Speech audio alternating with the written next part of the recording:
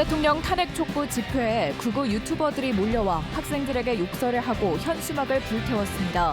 집회 참가자들은 경찰이 방관했다고 분노했습니다. 김영한 충북지사가 도립미술관을 만드는 대규모 사업을 추진 중인데 별도의 공사비를 추경에 편성하면서 사업비 쪼개기 논란이 일고 있습니다. 학습이 부진한 학생들을 찾아 지원하겠다면서 충북교육청이 기초학력 진단검사를 시작했습니다. 일부에서는 일제고사 아니냐는 반발도 나왔습니다. 네, 시청자 여러분 안녕하십니까? 계속해서 MBC 뉴스투데이 충북입니다. 충북대학교에서 열린 진보의 윤석열 대통령 탄핵 촉구 집회에 극우 유튜버들이 와 욕설을 하고 현수막을 태우며 참가자들을 위협하는 상황이 발생했습니다. 보수 학생들의 제재도 소용이 없었다고 하는데요. 특히 탄핵 촉구 집회 참가자들은 경찰이 이들을 제대로 대응하지 않았다고 주장했습니다. 전효정 기자가 전해드립니다. 충북대학교에서 열린 윤석열 대통령 탄핵 촉구 집회. 갑자기 한 극우 유튜버가 발언 중인 학생 옆으로 나가더니 춤을 추며 집회를 방해합니다. 항의하던 학생과 말다툼을 벌이다 계단에서 밀쳐 넘어뜨리더니 조롱까지 합니다. 자유공간한 거 다 찍혔어. 자유공간한 거 이거 신고해야. 집회 중인 학생들을 둘러싸고 욕설과 야유를 쏟아내고 지내라 저항지해라 이빨 학생들의 손팻말과 현수막을 빼앗더니 짓밟고 불을 붙여 태우기까지 합니다. 불태웠다. 집회가 진행된 현장 바닥에는 불에 그을린 흔적만 남았습니다. 외부인에 의해서 불태워진 현수막인데요. 기존 5m 길이의 현수막이 전부 태워질 만큼 막대만 남겨두고 훼손이 심한 상태입니다. 충북대학교 안에서 탄핵 찬반 집회가 각각 열리던 중에 갑자기 탄핵을 반대하는 극우 유튜버 등 사람들이 몰려와 난동을 부린 겁니다.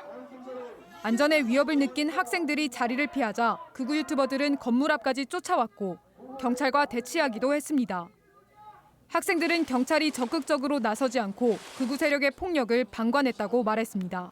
너무 혼란스럽고 도저히 집회를 진행할 수가 없을 거라는 판단이 들어서 경찰은 완전히 무능했고 또 대응할 의지가 아예 없었습니다. 수차례 신고하고 요청했음에도 불구하고. 같은 시간 탄핵 반대 집회를 열었던 보수 성향 학생들조차 극우 유튜버들이 말려도 말을 듣지 않았다고 말했습니다. 저희 측에서 컨택을 한 적은 절대 없고요. 신고된 장소 앞에서 학생들을 순수하게 그냥 학생들의 자주성을 띠는 집회만 진행했고요. 저희는 최대한 제재를 했고요. 캠퍼스로 극우 세력들이 난입하자 충북대학교 학생들과 시민단체는 심각한 범죄 행위라고 강하게 비판했습니다.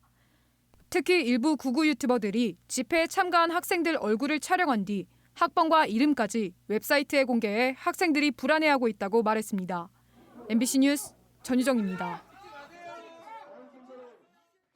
건국대학교 교수 185명이 윤석열 대통령 탄핵 인용을 촉구하는 시국선언을 발표했습니다. 건국대학교 교수 185명은 어제 충주 글로컬 캠퍼스와 서울 캠퍼스에서 시국 선언문을 발표하고 국가 헌정 질서를 파괴한 내란 우두머리 윤석열 대통령을 구속하고 당장 파면하라고 주장했습니다. 한편 해당 교수들의 시국 선언을 본 일부 학생들도 자유 발언을 통해 시국 선언에 동참했습니다. 윤석열 대통령에 대한 탄핵 심판 선고를 앞두고 야권이 탄핵을 촉구하는 단식 농성에 돌입합니다. 친 이재명계 외곽 조직으로 분류되는 더민주 충북혁신회의는 오늘 오후 2시부터 24시간 릴레이 단식을 시작할 예정입니다. 청주에서는 박완희 청주시 의원이 도청 앞에서, 충주에서는 이태성 충북혁신회의 공동대표가 이마트 앞에서 진행할 계획입니다.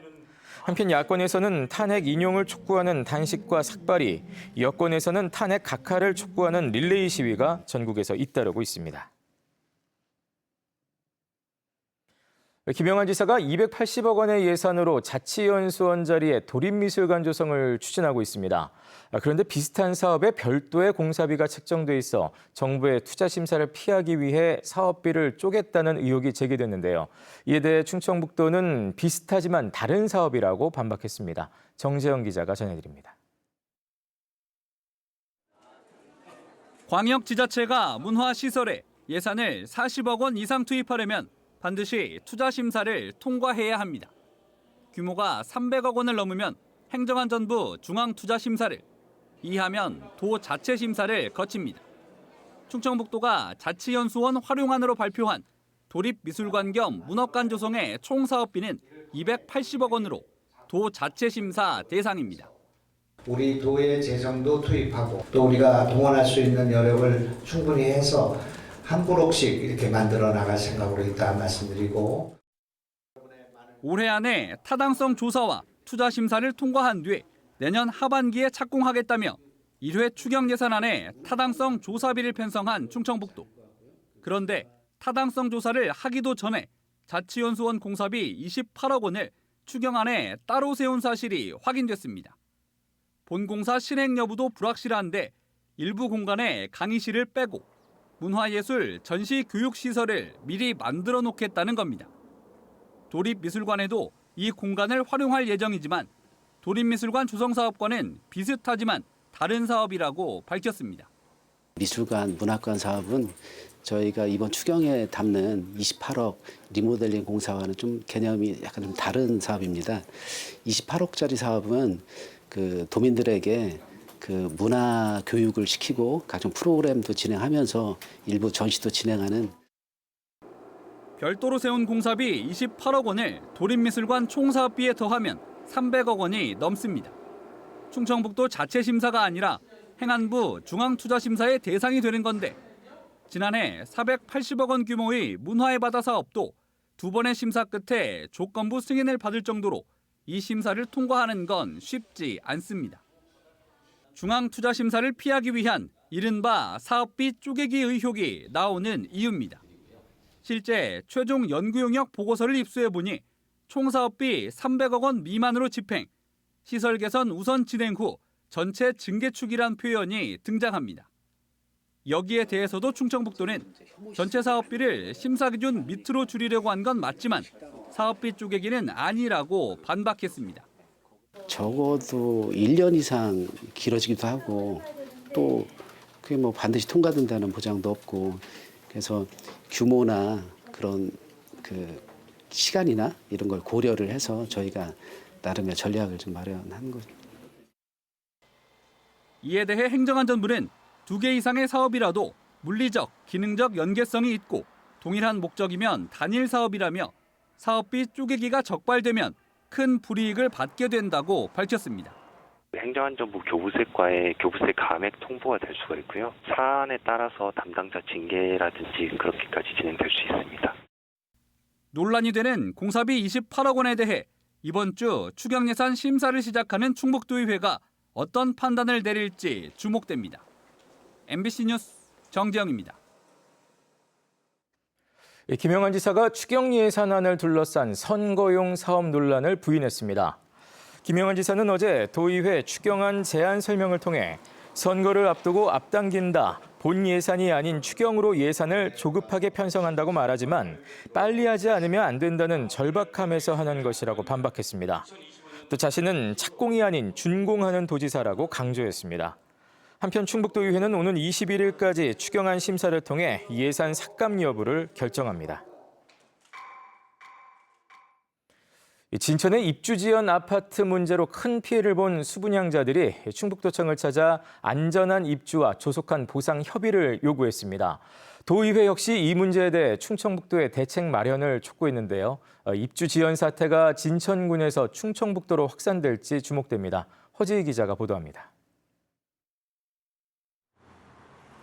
1년 5개월째 입주가 지연되고 있는 진천의 대단지 아파트 2,450세대 수분양자들입니다. 진천이 아닌 충북도청 앞에 모였습니다.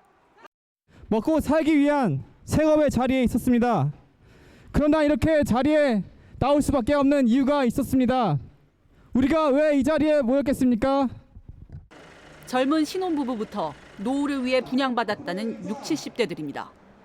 공기도 좋고 살기도 좋다고 그래서 소문 나가지고 월세를 맡고 있다가 이제 이 집이 계속 하루 이틀 1년 반씩 밀리다 보니까 갈 곳이 없습니다.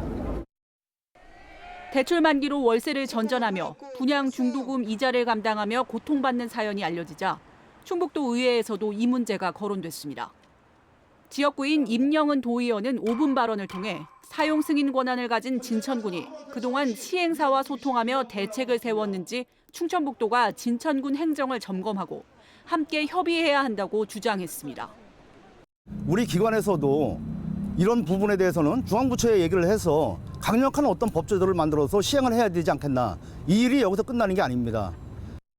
하지만 법적으로 지급해야 하는 입주지체 보상금 협의는 여전히 별다른 진전은 없는 상태.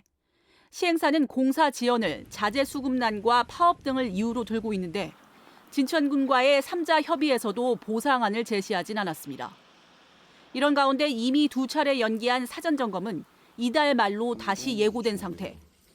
지난 8일 현장을 둘러본 수분양자들은 또다시 공사판 사전 점검을 우려하고 있습니다. 한편 사전 점검 이후 이뤄질 품질 검사에서 충청북도는 해당 아파트에 최대한 많은 인원을 투입해 면밀히 살필 예정이라고 밝혔습니다. MBC 뉴스 허지입니다. 초등학교 1학년과 고등학교 3학년을 제외한 도내 초중고등학생들을 대상으로 기초학력 진단검사가 진행 중입니다.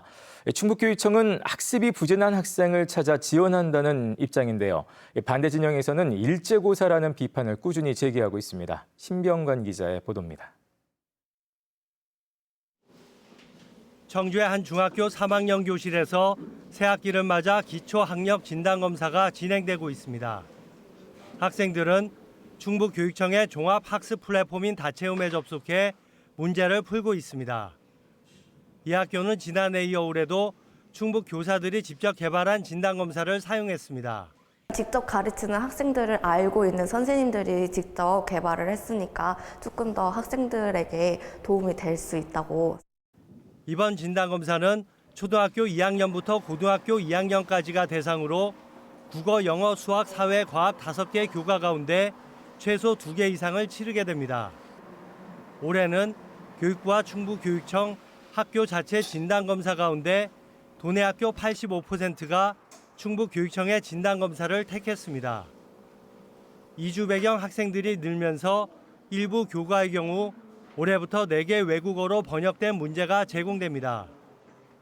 진단검사는 이전 학년에 배운 것을 점검하는 목적으로 학생들의 전체적인 학력을 평가하기보다는 기초학력에 미도달한 학생을 찾는 데 초점이 맞춰졌습니다.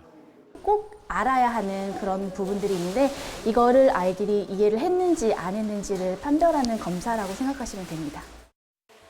교사들은 기초학력에 도달하지 못한 학생들을 대상으로 맞춤형 지도를 강화하고 학부모 동의를 받아 보조 강사 등을 지원하게 됩니다. 충북교육청은 학습 부진 원인을 체계적으로 파악할 수 있도록 학습 습관 흥미도 등을 분석할 수 있는 검사 시스템도 제공합니다. 지적인 영역만이 아니라 비지적인 영역까지도 다양한 방안으로 진단하고 그것을 대책을 마련하는 충북형 진단 모델입니다. 한쪽에서는 시험 방식의 진단검사에 대해 비판적인 시각도 여전히 존재합니다. 전교조 충북지부는 또 한 번의 일제고사라며 교사 평가권을 존중하고 과정 중심 평가로 학생 성장을 지원하는 정책을 고민하라고 요구하고 있습니다. 이에 대해 충북교육청은 기초학력 진단의 최소한의 틀과 지침은 필요하다는 입장입니다. 진단 방식을 놓고 여전히 의견이 엇갈리는 가운데 올해도 3월에 이어 2학기가 시작하는 9월까지 전체적인 진단검사는 2차례 실시됩니다. MBC 뉴스 신병관입니다. 감사원이 공금 5억 원을 횡령한 청주시 공무원에 대해 파면을 요구한 것과 관련해 충북참여자치시민연대가 청주시의 기강회의와 무능함에 경악한다며 내부 통제 시스템을 전면 재정비할 것을 촉구했습니다. 이들은 이번 횡령 사건이 허술하고 구멍난 내부 통제 시스템 때문에 가능했다며 전문가 그리고 시민과 함께 쇄신안을 만들어 발표하라고 주장했습니다. 지난해 11월 시작된 충북도 내 고병원성 조류인플루엔자 방역대가 124일 만에 전면 해제됐습니다. 충청북도는 도내 6번째 감염 농장의 반경 10km 이내 가금 농장 106곳을 검사한 결과 바이러스가 나오지 않아 어제 마지막 방역대를 해제했습니다. 다만 철새 도래지 9곳에는 집중 소독 기관을 운영하고 전통시장 등 300곳에 대해 바이러스 검사를 진행합니다. 충북에서는 지난해 11월 이후 고병원성 AI로 닭과 오리 등 111만여 마리가 매몰 처분됐습니다.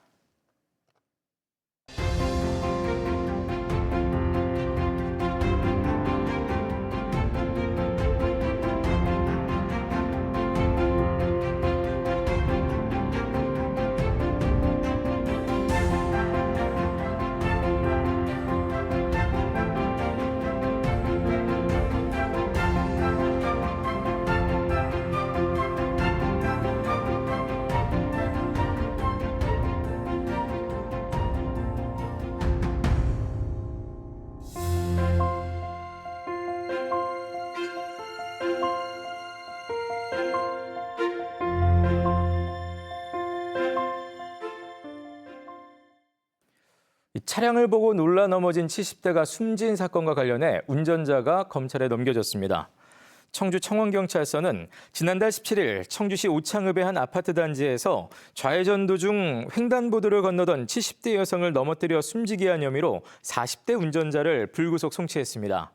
충돌 직전 차가 멈춰 접촉은 없었지만 70대 여성은 다가오는 차를 보고 놀라 넘어지면서 일행 2명 밑에 깔려 머리를 다쳤고 치료를 받다 숨진 것으로 전해졌습니다. 경찰은 교차로 앞에서 일시 정지해야 하는 주의 의무를 다하지 않아 과실이 인정된다고 설명했습니다. 괴산의 한 중학교에서 선배 학생들이 후배들을 상대로 상습 폭행을 저질렀다는 신고가 경찰에 접수돼 경찰이 수사에 나섰습니다. 괴산경찰서는 지난해 3월부터 1년 동안 중학교 기숙사에서 3학년 학생 2명이 2학년 학생들을 때리고 괴롭혔다는 고소장을 접수하고 수사에 착수했다고 밝혔습니다. 앞서 지난 6일 학교를 통해 신고가 접수된 이후 괴산증평교육지원청은 양측의 진술을 확보했고 지난 10일 가해자로 지목된 학생 2명에 대해 등교 중지 처분을 내렸습니다. 영동 세계 국악 엑스포의 성공적인 개최를 위해 전국의 문화원이 힘을 보탭니다. 엑스포 조직위와 한국문화원연합회는 업무 협약을 체결하고 전국 232개 문화원의 단체 관람과 지역 문화 행사와 연계한 홍보에 힘을 모으기로 했습니다. 세계 30여 개국이 참가하는 2025 영동 세계 국악 엑스포는 9월 12일부터 한 달 동안 진행됩니다. SK하이닉스가 디지털 정보 격차 해소를 위해 마련한 ICT 사랑방이 어제 청주 내덕 노인복지관에 문을 열었습니다.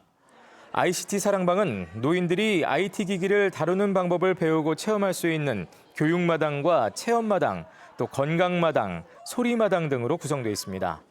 이번 ICT 사랑방 설치는 가경과 서원 노인복지관에 이어 세 번째로 SK하이닉스는 충북 지역에 확대 설치를 검토하고 있습니다.